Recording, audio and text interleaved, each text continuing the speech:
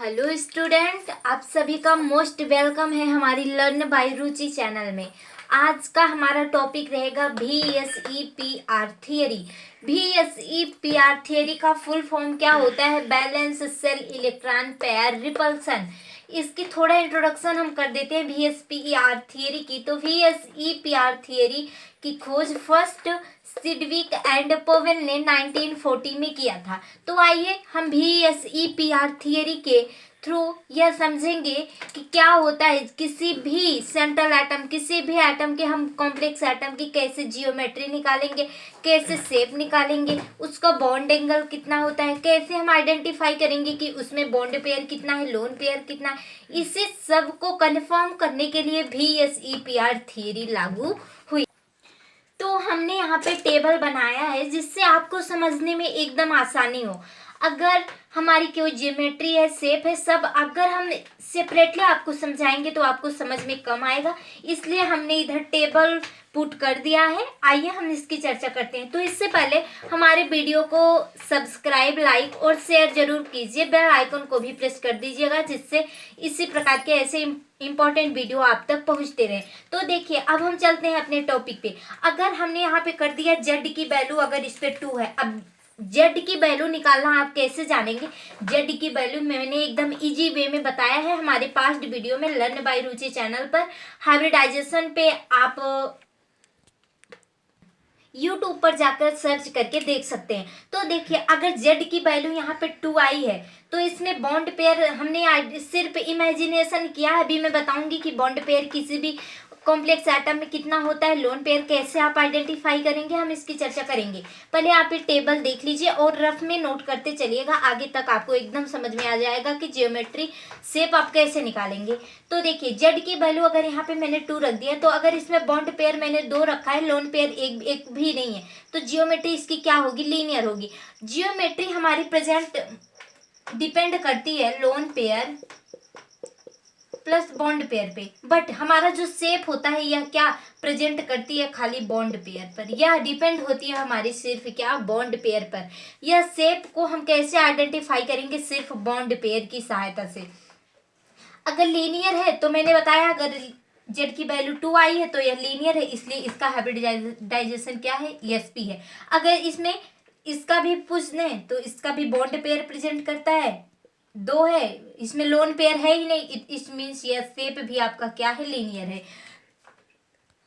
तो देखिए, अगर हम दूसरा ले लिए कि जेड की वैल्यू यहाँ पे 2 है, हमने बॉन्ड पेयर 1 ले लिया, लोन पेयर 1 ले लिया, तो भी आपकी कोई भी जो ज्योमेट्री बनेगी वो भी लीनियर बनेगी, क्योंकि एक ही एटम उसके सराउंडिंग एटम है, उससे कोई भी अलग एटम ज्योमेट्री नहीं बनेगा, इसलिए इसका भी क्या होगा? लीनियर। शेप क्या होगी? वही सेम होगी, लीनियर। हाइब्रिडाइजेशन क्या होगा? SP होगा। तो आइए अब हम कुछ एग्जांपल ले लेते हैं। तो आइए अब हम आगे ले लेते हैं कि कैसे आप किसी भी और को 2 है तो लीनियर है। लीनियर को का मतलब हो गया कि अगर कोई भी शेप में 2 आइटम है, जेड की वैल्यू 2 आ रही है, तो वह हमारी क्या हो गई? लीनियर हो गई। अगर हम जेड की वैल्यू 3 पुटअप कर दें,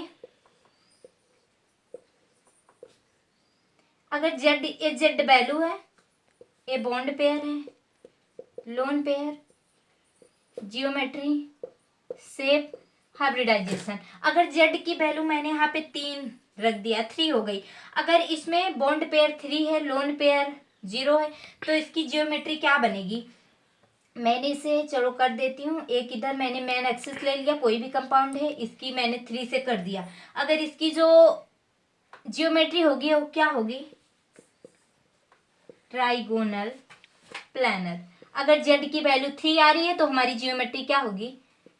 ट्राइगोनल प्लानर होगी। अगर शेप की बात करें, शेप हमारी प्रेजेंट होती है बॉन्ड पेयर पे, बॉन्ड पेयर अगर 3 है तो इसका भी सिमिलर आएगा जियोमेट्री के। इसके हाइब्रिडाइजेशन की बात करें तो इसकी हाइब्रिडाइजेशन होती है SP2।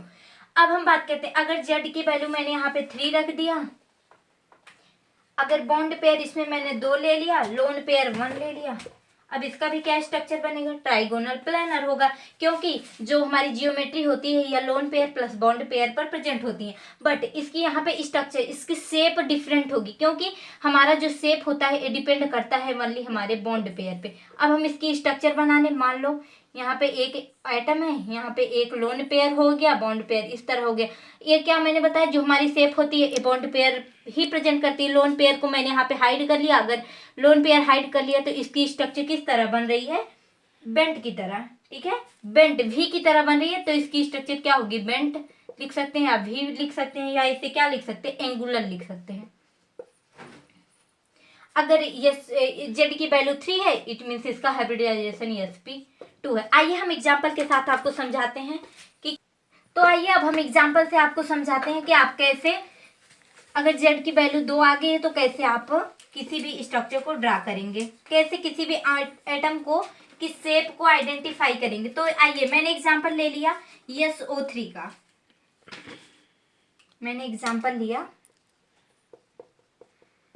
SO3 का। अगर हम Z की वैल्यू इधर, there is important Z value, यहाँ पे Z की वैल्यू ही डिपेंड करती है। अगर आपको Z की वैल्यू निकालने नहीं आता तो आप हमारे पास्ट वीडियो में जाके देख सकते हैं। Z की वैल्यू मैंने एकदम अच्छी तरीके से समझाया है कि कैसे आप Z की वैल्यू निकालेंगे। यहाँ पे Z की वैल्यू आएगी 3। अब कैसे आएगी आप हमारे पास्ट वीडियो में देख सकते हैं। अगर Z की वैल्यू 3 आई है तो इसका सराउंडिंग एटम कितना है, 3 है। इट मीन्स इसमें लोन पेयर कितना है, 0 है। बॉन्ड पेयर कितना है, 3 है। इसकी हम जियोमेट्री की अगर बात करें, मैंने बताया जियोमेट्री हमारी किस पे प्रेजेंट हो, डिपेंड करती है lone pair plus bond pair पे। अब हम स्ट्रक्चर इधर ड्रा कर देते हैं। हमारी क्या हो गई, मैंने यस हमारा सेंट्रल एटम हो गया, ऑक्सीजन ऑक्सीजन ऑक्सीजन। हमारी इसमें जियोमेट्री कौन सी बनी कि ट्राइगोनल प्लानर। मैंने बताया है कि अगर जेड की वैल्यू 3 है, उधर एक मतलब उधर जो बॉन्ड पेयर है वह 3 प्रेजेंट है और लोन पेयर जो है 1 प्रेजेंट, सॉरी एक भी नहीं प्रेजेंट है। उधर हमारी क्या होगी जियोमेट्री, ट्राइगोनल प्लानर होगी। अब हम इसके शेप की बात करते हैं। शेप हमारी क्या होती है, शेप मैंने बताया था कि बेंट होगी। अब हम इधर शेप कैसे आइडेंटिफाई करेंगे, इधर क्या बताया मैंने कि लोन पेयर, हमारी जो शेप होती है वह सिर्फ बॉन्ड पेयर पर प्रेजेंट होती है। लोन पेयर इधर एक भी है नहीं, इसलिए इसकी भी स्ट्रक्चर क्या बनेगी, सेम होगी, किसके, जियोमेट्री के बराबर होगी। ठीक है, आइए हम दूसरा एग्जांपल लेते हैं। आप कैसे समझेंगे अगर जिसमें लोन पेयर प्रेजेंट है। आइए अब हम दूसरा एग्जांपल लेते हैं SO2 का।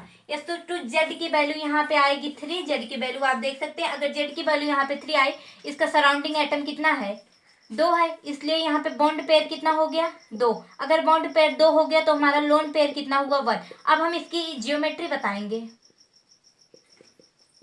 इसकी जियोमेट्री होती है ट्राइगोनल प्लानर, जियोमेट्री मैंने बताया। अब इसके शेप इंपॉर्टेंट होता है, हम शेप की चर्चा करेंगे।